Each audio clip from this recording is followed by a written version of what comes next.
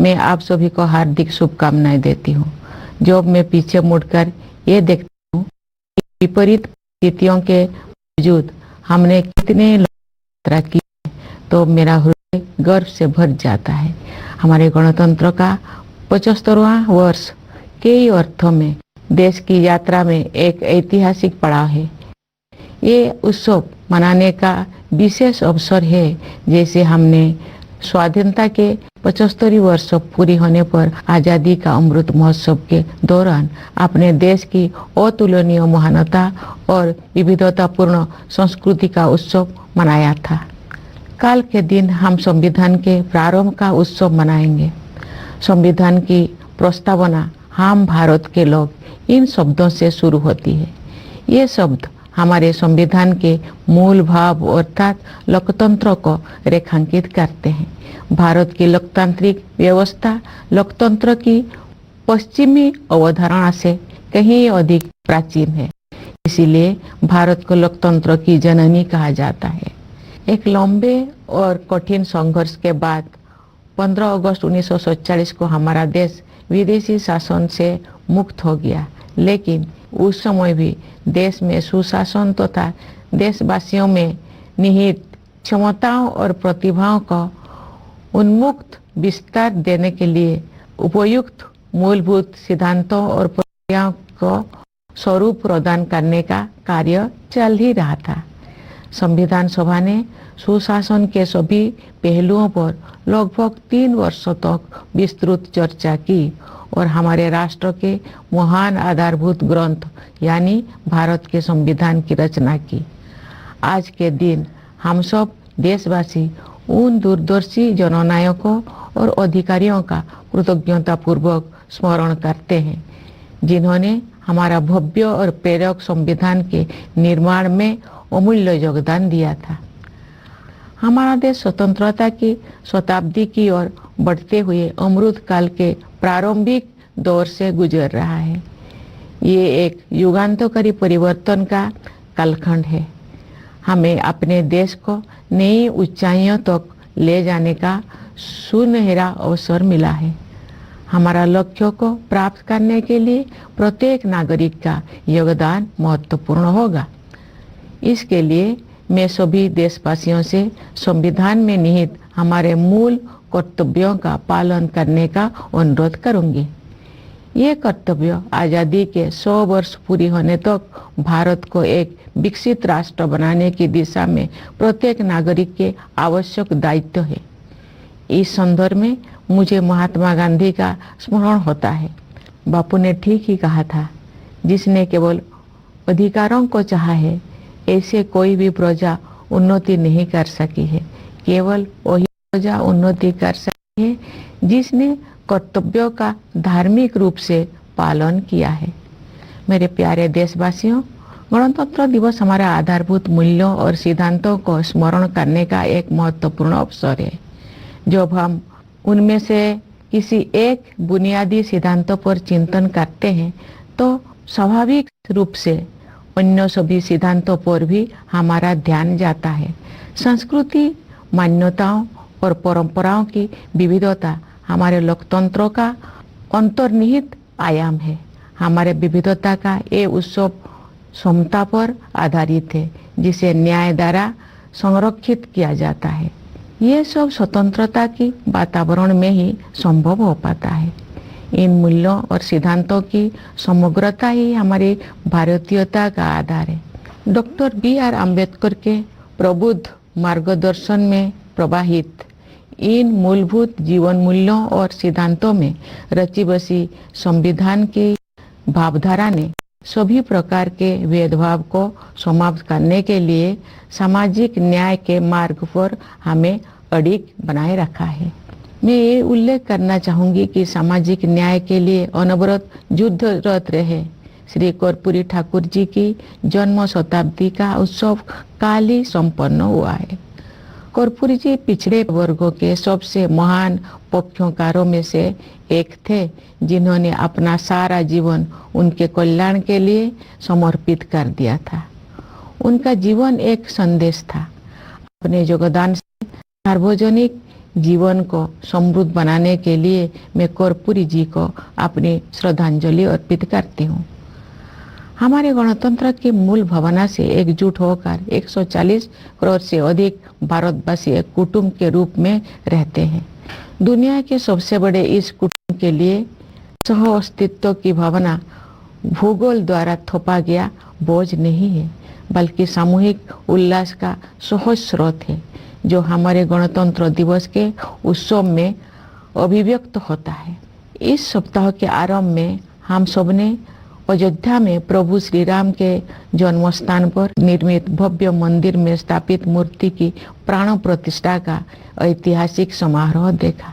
भविष्य में जब इस घटना को व्यापक परिप्रेक्ष्य में देखा जाएगा, तब इतिहासकार भारत द्वारा अपने सभ्यतागत विरासत की निरंतर खोज में युगांतकारी आयोजन के रूप में इसका विवेचन करेंगे। उचित न्यायिक प्रक्रिया और देश के उच्चतम न्यायालय के निर्णय के बाद मंदिर का निर्माण कार्य आरंभ हुआ।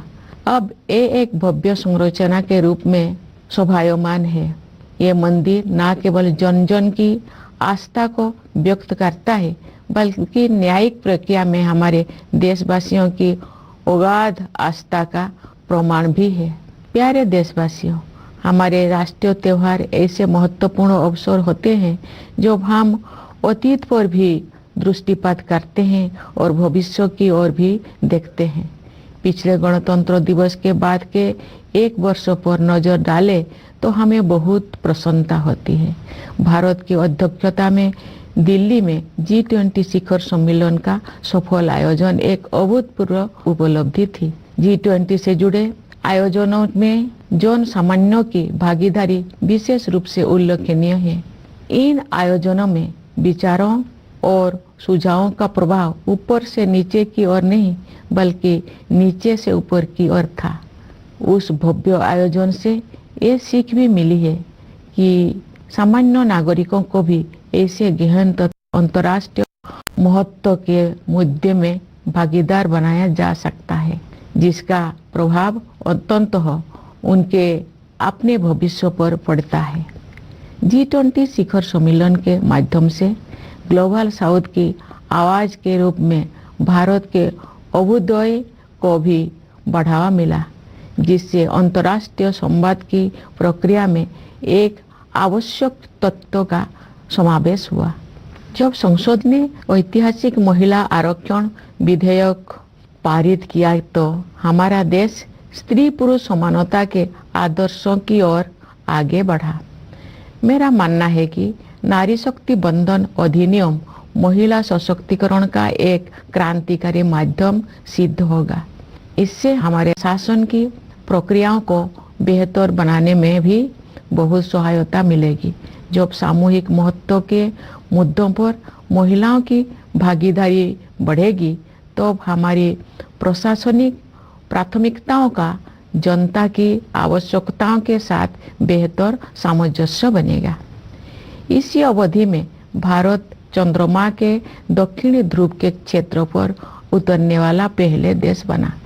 चंद्रयान 3 के बाद इसरो ने एक सौर मिशन भी शुरू किया। हाल ही में आदित्य L1 के सफलतापूर्वक हेलो ऑर्बिट में स्थापित किया गया है।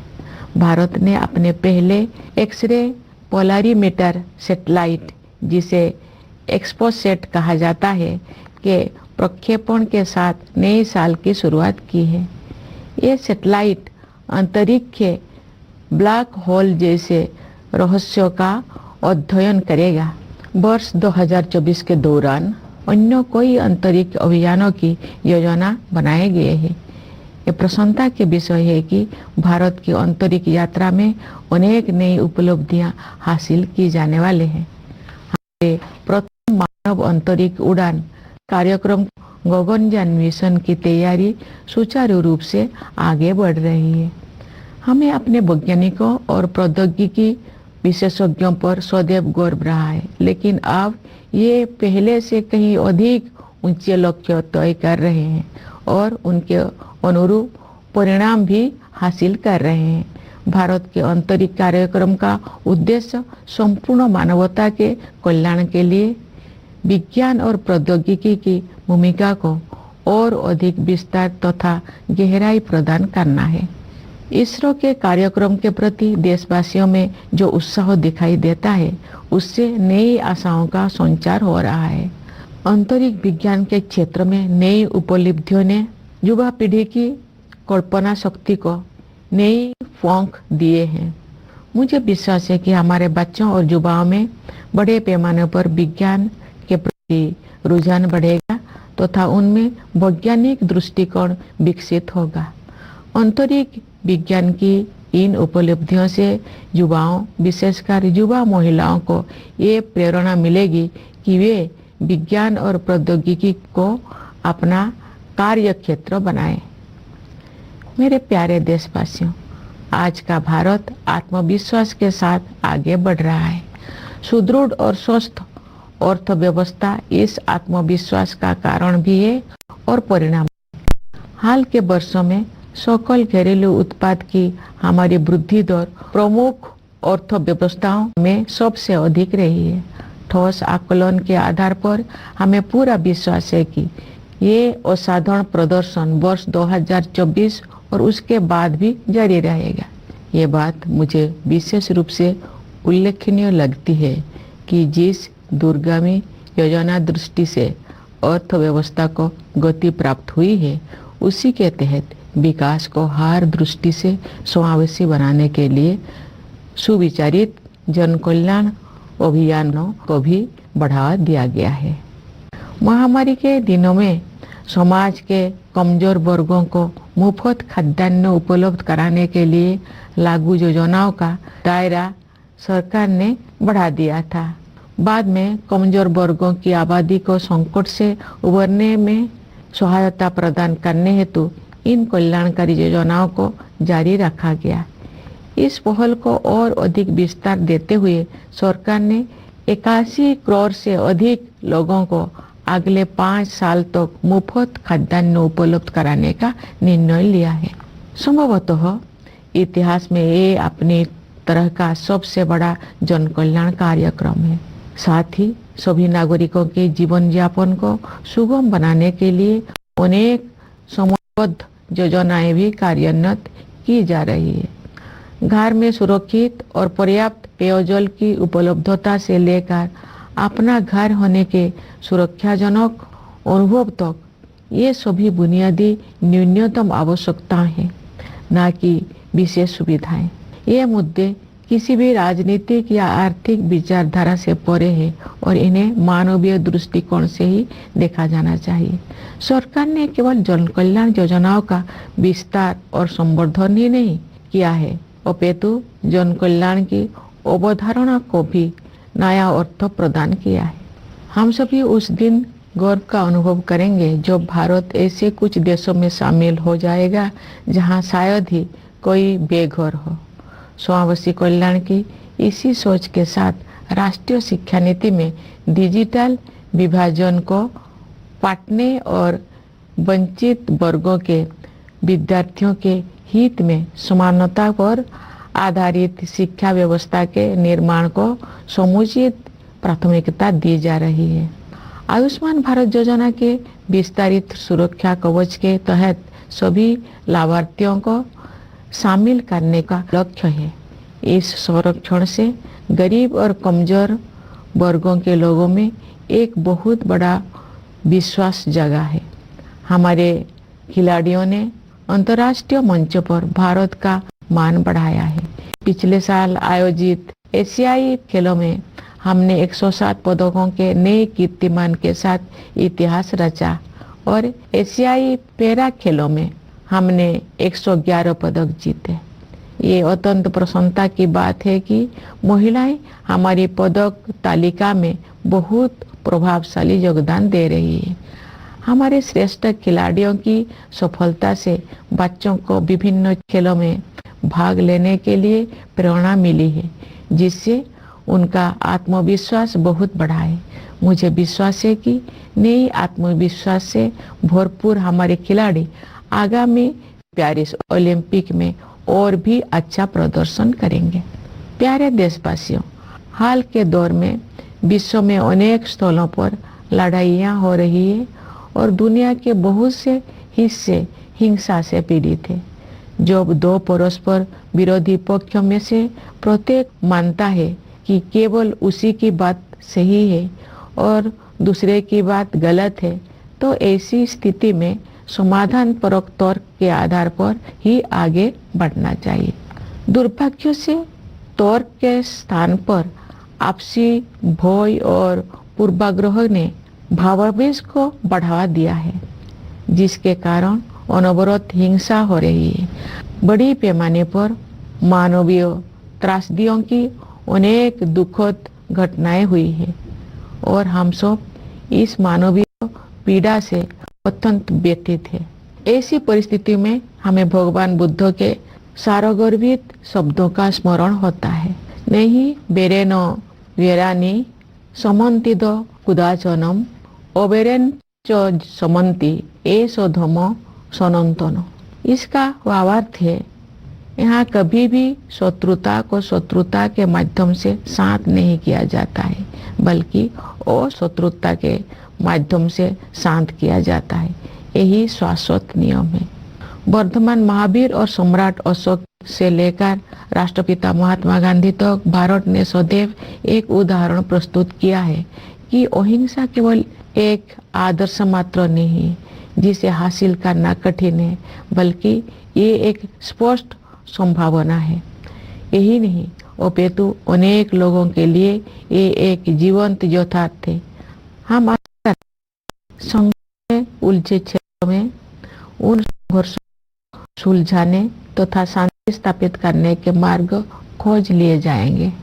वैश्विक पर्यावरण संकट से उबरने में भी भारत का प्राचीन ज्ञान विश्व समुदाय का मार्गदर्शन कर सकता है। भारत को ऊर्जा के नवीकरणीय स्रोतों को बढ़ावा देने में अग्रणी योगदान देते हुए और ग्लोबल क्लाइमेट एक्शन को नेतृत्व प्रदान करते हुए देखकर मुझे बहुत प्रसन्नता होती है। भारत ने पर्यावरण के प्रति सचेत जीवन शैली अपनाने के लिए लाइव मूवमेंट शुरू किया है। हमारे देश में जलवायु परिवर्तन मुद्दे का सामना करने में व्यक्तिगत व्यवहार परिवर्तन को प्राथमिकता दी जा रही है तथा विश्व समुदाय द्वारा इसकी सराहना की जा रही है। हर स्थान के निवासी अपनी जीवन शैली को प्रकृति के अनुरूप ढालकर अपना योगदान दे सकते हैं और उन्हें ऐसा करने ही चाहिए।